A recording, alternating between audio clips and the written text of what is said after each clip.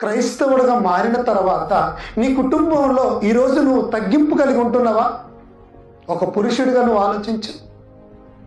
ఏంటి మనం తగ్గింపు చేసేది? దేవుని ఎడల ఎలా ఉంటున్నావు? భార్య ఎడల ఎలా ఉంటున్నావు? పిల్లల ఎడల ఎలా ఉంటున్నావు? టోటల్గా సమాజంలో నువ్వు ఎలా ఉంటున్నావు? దేవుడు ఏది కోరుకుంటున్నాడు?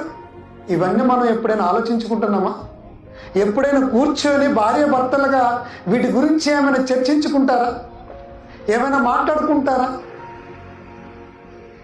ఆలోచించండి. ఏమీ ఉండదునండి. వాక్యం ఉండదు. ఏదేదో విషయాలు మాట్లాడుతూ ఉంటారు ప్రియులారా. అక్కడే చిన్న చిన్న విషయాలకు కోపాలు వచ్చేసి ఒకరి మీద ఒకరు ద్వేషించుకుంటూ కొట్టుకుంటూ ఈరోజు రోడ్డు మీదకి వస్తున్నారు. ఈరోజు భార్యాభర్తల పరిస్థితి అదే ఉంటుంది కుటుంబాలలో.